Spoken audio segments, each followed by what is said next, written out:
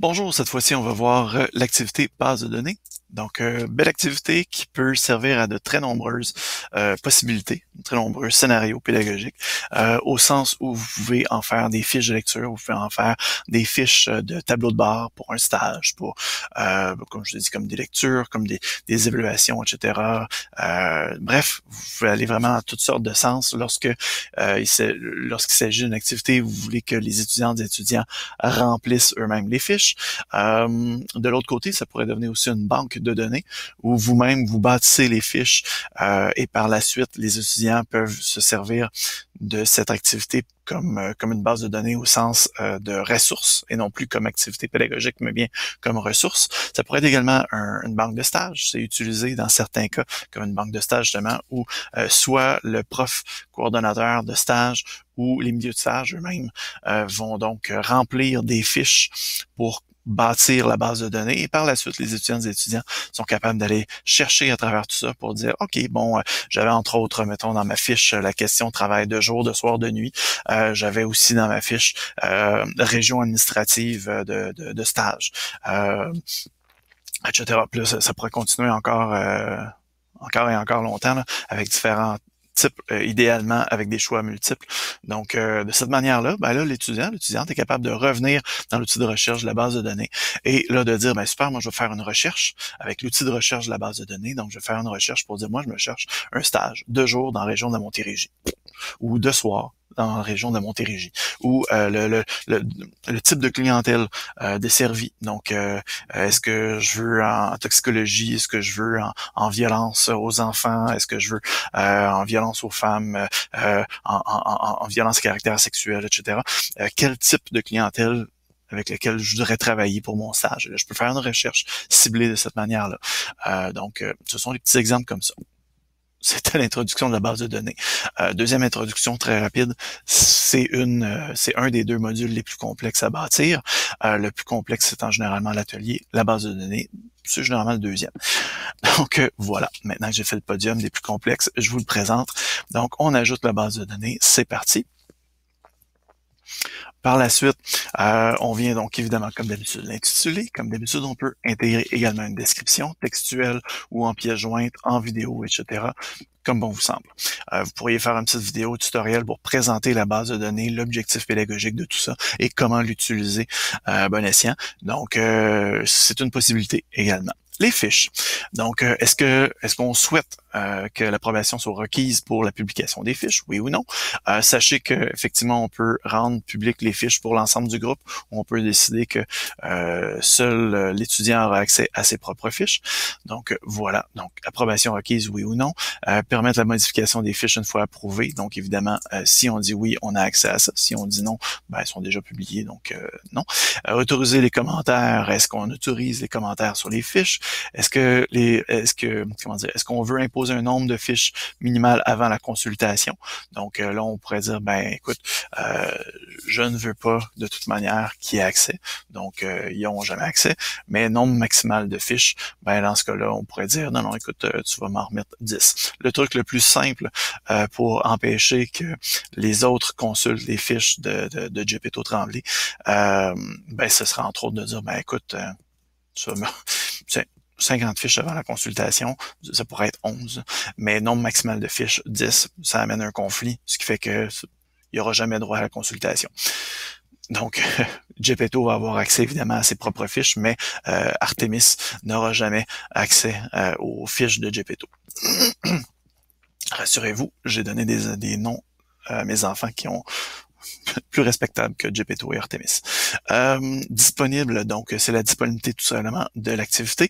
Donc disponible à partir de quand jusqu'à quand, lecture seule à partir de quand jusqu'à quand. Donc voilà, ça c'est assez intéressant justement pour justement amener une dualité, de dire d'abord avant tout, vous pouvez les compléter et par la suite, vous pouvez y avoir accès en lecture. La note, est-ce que je veux justement noter? Si oui, dans ce cas-là, pas de problème, mais ça va être, voilà, catégorie, etc. L'évaluation, donc quel type d'évaluation, et là c'est moi qui va décider justement comment évaluer, à quel point. Et par la suite, donc évidemment, la poutine habituelle, réglage courant, restriction d'accès, achèvement d'activité, les types, les compétences, c'est ça qui est ça. Une fois que tout ça est bien paramétré, on enregistre et par la suite, là, c'était pas ça qui était le plus lourd, c'est le petit bout ici. Donc, quels sont les champs que je veux développer? Alors, les champs, ce sont seulement des questions. Alors, première des choses, ça pourrait être, on pourrait dire, quel est ton nom? Moi, personnellement, soit dit en passant, une option également pédagogique qui moi, m'a toujours plus charmé. J'ai toujours fait faire beaucoup de travaux de recherche donc des travaux de rédaction avec mes étudiants et étudiantes. Et j'aimais beaucoup justement qu'il y ait un choix diversifié dans les sujets. Et j'aimais pas contrôler, mais j'aimais revoir un petit peu les choix pour faire non, ça, tu t'en vas dans le champ. Ou non, ce sujet-là est déjà brûlé par les années passées. Il a été revu et revu. Généralement, j'avais même une liste noire des sujets pour dire, OK, à partir du moment qu'un étudiant, une étudiante réussit à avoir 100%, vraiment avoir un travail parfait, ou relativement parfait du moins, je barre ce sujet-là et par la suite, moi, je l'utilisais comme exemple. Donc, finalement, je n'ai justement barré, comme ça enlevait le goût aux étudiantes et étudiants de vouloir le copier. Il était déjà public, alors il n'y a comme pas le choix de s'en éloigner un peu. Alors, voilà, mais au moins ça donnait des exemples de la profondeur que je cherchais, la rigueur de recherche, des notes en bas de page, etc. Bref, fait que ça pourrait m'être utile pour dire, OK, ben parfait, tu vas tout simplement me donner ton nom. Alors, ça va être tout simplement une question. Alors, ton nom, description du champ. Donc, lorsque mon curseur va arriver dessus, qu'est-ce que je vais voir? C'est un champ requis, bien sûr. Permettre les liens automatiques, non du tout. J'ajoute. Par la suite, là, je pourrais dire, OK, parfait. Maintenant, ton titre ou ton sujet. Oups. Alors, sujet, c'est une réponse courte encore, donc seulement une boîte de texte. Champ requis, absolument, j'y tiens. Par la suite, je vais te demander zone de texte. Et là, je vais te demander, je sais pas moi,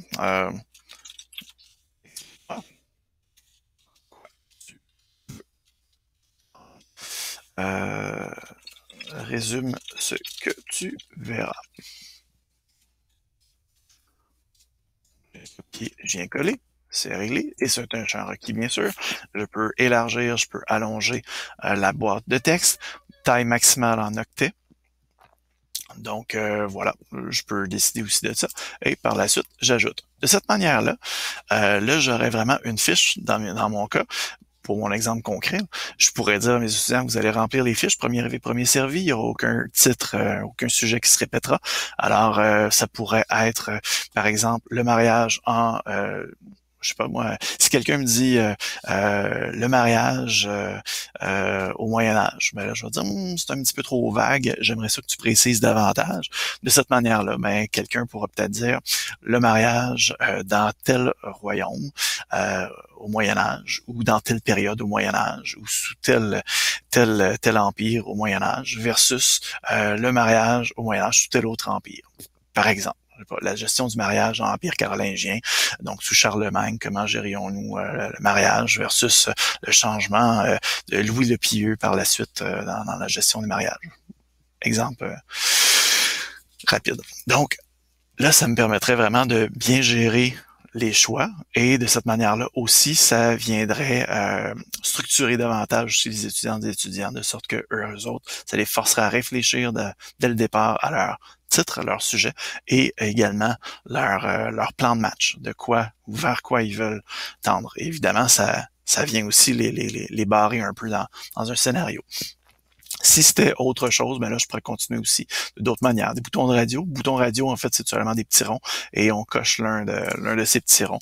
Donc, j'écris ce que je veux dans le nom du champ. Je peux faire la même chose ici. Est-ce que c'est un champ requis, oui ou non, etc.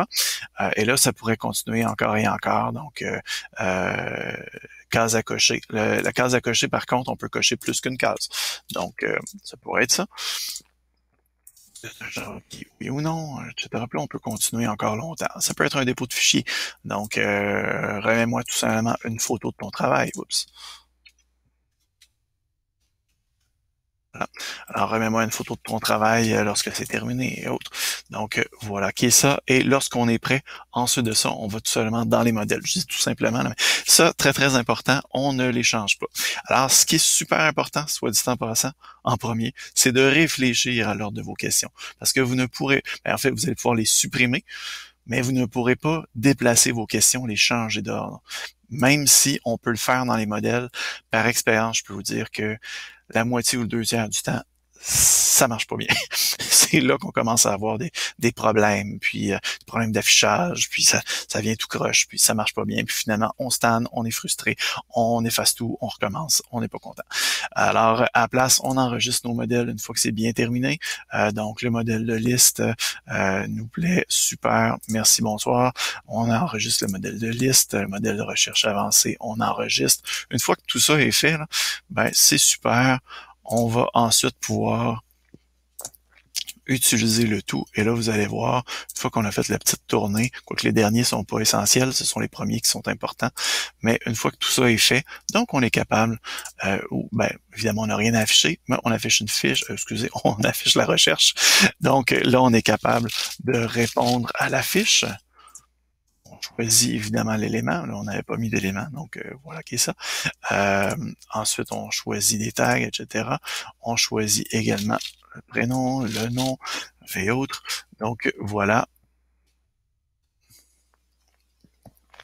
Euh, on enregistre le tout et on est capable d'ajouter une fiche, excusez-moi.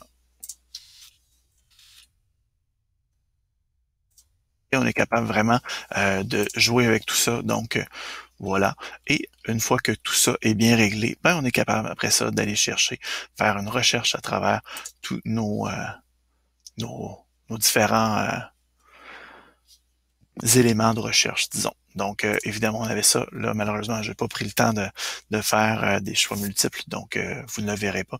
Mais je pourrais commencer, entre autres, à faire une recherche comme ça. Sinon, ben là, je vais voir seulement la liste de toutes les fiches complétées. Sinon, fiche par fiche, je peux voir Gepetto Tremblay, etc. Donc, voilà qui est ça. Ça complète les paramètres de la base de données. C'est un module qui est lourd, mais c'est un module qui peut être très, très, très, très riche, très, très, très intéressant. Entre autres aussi pour des fiches de lecture, pour dire, écoute, tu me fais 10 fiches de lecture pendant ta session, et pour chaque fiche, ben là, je vais te demander, parfait, quel est le titre du périodique, de l'article que tu as lu, quel est le titre excusez, le titre de l'article, le titre du périodique, par la suite l'auteur, ensuite résume-moi et écris-moi tout simplement ton impression. Donc, on a une synthèse et on a une appréciation critique. Ça peut être un exemple également. Donc, pour chacune des lectures, il y aura une fiche à compléter. Ça peut être, comme je vous disais également, un tableau de bord, donc un journal de bord, pardon. Donc, date de ta journée de stage, de 1 à 10, comment a été ta journée, etc.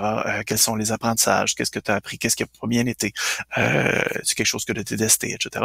Bref, chaque personne remplit son tableau, son journal de bord de cette manière-là, et de sorte qu'à la fin, on a accès aux 10, 15, 20 journées de stage de la session, et on est capable de voir comment s'est déroulé à travers son tableau de bord. Donc, voilà. Si vous avez des questions, n'hésitez pas.